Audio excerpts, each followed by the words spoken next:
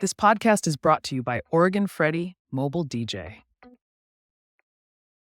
Hello, my name is Freddy Ruiz Jr., and you are listening to Weddings Northwest. And today I'm here with... I'm Julius, or DJ Juice. I started Wine Valley Weddings in 2020. I've been DJing for over 20 years now, and my first wedding was about 15 years ago. Just did weddings to fill my calendar if I had empty weekends, and then moved around and just continued contracting with wedding companies in between gigs. And so after about 3 or 4 years of doing weddings in Oregon, in McMinnville, in and around McMinnville, I decided to just go all in. And I figured what better brand than something to do with wine, since I'm in wine country. So Wine Valley Weddings worked out. Let's just get right into some questions. I kind of want to start off with a question called, what's your process? Yeah. Always like to meet my clients to understand their personality a little better. It's always best when I get to meet them both on a phone call or Zoom, because then I can gauge their dynamic.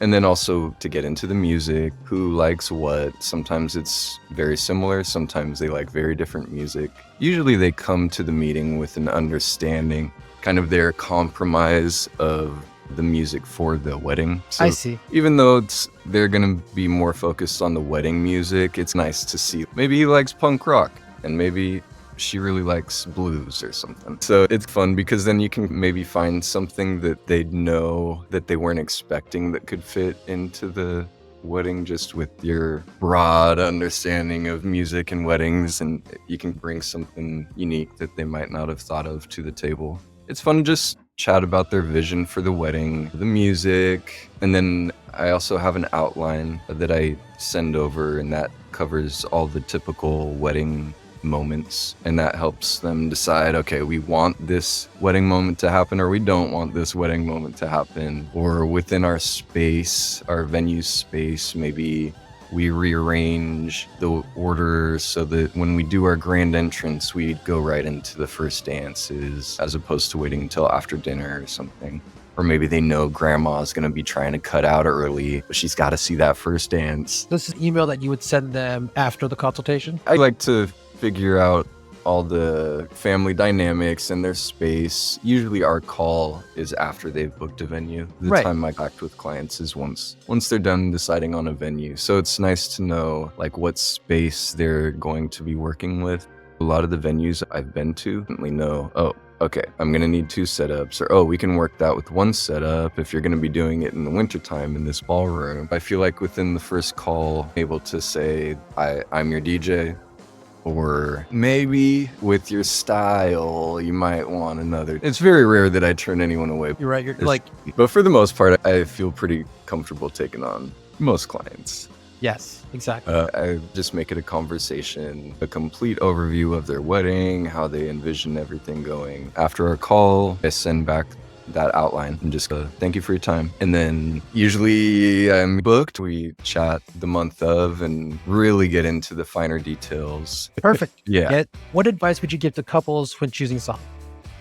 As someone who's planned events, I feel like the planning is a lot of the fun. When you get an opportunity to go to your dad, go to your mom and say, hey, what song do you think we should dance to? I think that's so special and such a cool opportunity to like just engage and relate and connect. I love that. And then as a bride and groom, to have a date night and drink some wine and go over the top 10 that you two have found that week. It just seems like such a fun part of the planning process. I see that. Like with the more generic grand entrance, even maybe I'll have some say. You want something up and lively. The cake. I feel like there's so many songs with cake and sugar and sweet as the topic. That's easy to make a little cake mix even. Toast is fun. I've got my go-tos, my Pony by Genuine, Single Ladies by Beyonce. Yeah. I feel like those are made for those moments. So spend some quality time with your loved ones, have fun with picking out some songs. Yeah. And although it is a serious day, everyone's going to be taking it serious. Just know you've got a crowd. And your crowd. You want people to be having fun. Like, make it fun for everyone to watch. Maybe learn to dance. Like, that could be another part of it. Yeah, have fun. What are some common mistakes couples make when planning their music? It definitely helps to have the music early. I think because of all the apps, it makes it easy to just think, oh, he's got iTunes, he's got Spotify. Like, I'll just send him this playlist kind of, last minute and easy peasy. Like I was saying earlier, that 80% sure, that works great. You can rock with that. But if there's important music in that 10 to 20, it could even be that I just didn't know the name and artist of that song and it's a banger, I would have recognized if I had the time to go through and prioritize your songs. So it definitely helps to have the music early. I'm starting to stress that more and more just because it makes me stressed a little bit when I get it last minute. Let's see here. Another question. Are there any songs that you recommend couples to avoid? I definitely recommend having a no playlist. Although there was one wedding where the dad of the bride asked for a song that looked a lot like those other songs that were on the Do Not Play, but it wasn't on the Do Not Play. In my mind, if it was any other guest, I would have told him no, but he was like, this is special. Like, everyone is gonna laugh about this and love it and do the dance. And I was like, oh no, you're putting me in a funny position, Dad. I ended up playing it, and right away the bride came over. And I was like, oh, it was your dad who requested it. I'm sorry. I thought I could trust him. We both laughed, and she's no, yeah, don't take any more requests from him. Oh, that's so funny. Like, do not take requests from these specific people. I have had that happen before. They're like, the guy with the cowboy hat who's going to be really drunk, don't listen to him. But yeah, no playlist definitely helps. Even if it's not super detailed with 15 different songs on it, usually just a handful of songs. If it's that style, maybe it's don't play any Chicken Dance or like Cotton Eye Joe, like cheesy things like that, like Easy. I don't like those either. Yeah, that's usually what I say when I get those. Like, not a problem. Yeah, I did have one that was confusing. It was like, no disco, but then there's like the Bee Gees on her playlist. So there are little things like that where it's like when you get the music in advance, you can clarify and be like, okay, why is this on the list if you didn't want disco? Is there other disco songs that I might want to play? What should couples ask during a consultation to make sure that the DJ is a right fit? I would definitely make sure that if you throw out some artist names that you like, if the DJ isn't aware of that song or that artist, I would expect them on the call go and listen to it so that they can say whether they're your DJ or not. I don't know if everyone does that, but that's definitely something I do. Is if I catch something that I'm not familiar with on the phone call, I'll say, hold on, what was that? What is one thing you wish every couple knew about hiring a DJ? I guess experience. You'll want to know the person's experience for sure. If they've just recently started, then maybe you'll be asking more about, we wanted our officiant to have a and we wanted to have toast. Are you going to be able to provide the mics for that kind of stuff? Do you know how to do EQ? There's any like funky stuff going on with the mic? Can you are you familiar with it? But again, that's an awkward conversation when it's like you're making sure that this person who's marketed themselves as a wedding DJ has what they need to do the job that you want. Yeah, that's a good question. Definitely better understanding of the DJ's experience, I think, is good. One thing that I get from clients, from the client end, is they're surprised that I'm actually, what I consider DJing might be different than what some other wedding DJs might consider DJing. What do you mean? On the just client end, it seems like or customer facing, I would say it seems like they're surprised when I'm mixing the music and transitioning from one song to the next, where it's almost like a mashup in between the two. And I move a little bit different from song to song instead of just like letting the song play going. I don't use the microphone too much when I've got people on the dance floor. I'm not gonna talk over the music or try to hype people up, because typically it's already, the music is working, which is another great part of having people's music on time, because then you can know that you're gonna rock it. But I guess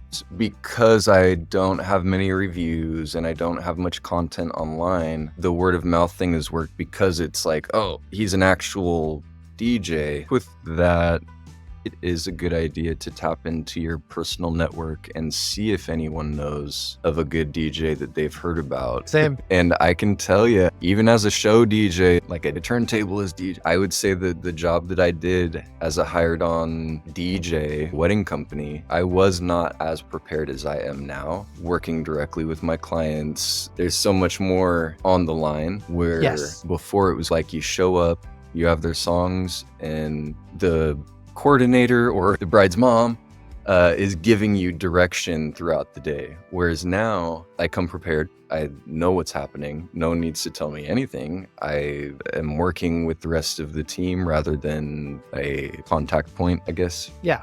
And not to say that like either one is good or bad for your budget or for your wedding or your venue or your experience, but just to know that some of the people that the company is giving you are people that have been vetted, that have been there for a long time, that might have another job. This is also their other job, because they don't have to like do marketing or do any business stuff, because they have a full-time job, and then they work for a DJ company. And then some of them are brand new in the DJ company. And then some are like us, where this is just us, this is what we do. We take all the responsibility. We're the only people on the line. You're always going to talk to the owner and the DJ every time. Exactly. It's a big benefit. I think that's really huge, to be able to talk to one person, everything related to music, sound, lighting. Yeah. And even just the initial meeting, like you don't want to be meeting and greeting with the owner of the company. The sales guy. And then work with another who, like you said, has a job and a family, plays softball, and then comes here on the weekend every once in a while. And I think in the end, when you have someone who is running their business, I think when you're hiring a whole team of vendors to make your day perfect, like you want someone who's in the same boat as all these other vendors. You want them to work together. You don't want your coordinator working extra hard to make sure that the DJ is doing what they're supposed to be doing, and you don't want the photographers like not in their spot when the special moment is announced. Like you want everything to be smooth. So when you have someone who's experienced running their own business and comes highly recommended, it's a little bit of a game changer. Tell me more about the Thrive and Share project you have going on. It was actually during 2020 when all the events got canceled. Or I shouldn't say canceled, postponed. I think maybe one or two got canceled, but I didn't have very much work. And my grandma, basically her whole house had been overtaken by blackberries. So since I had all this time, I started attacking the blackberries, which led me into planting different shrubs and flowers and different things to keep the blackberries from growing back, have something in their place kind of thing. Through research and finding out what works where and what plants will work with other plants well, that kind of business, I became very passionate about permaculture. And so one way that I've decided to bring awareness to permaculture is through the Thrive and Share project, which for every wedding I book and perform, kind of mark it on my list of things to do as a tree to plant, which has been really fun. I've only worked with a couple other people's yards, but most of the trees are going in my grandma's yard, and I'm running out of space, so I need to find people that are willing to have me plant a little tree guild, mostly edible stuff. The idea is if you got a yard, you're thriving.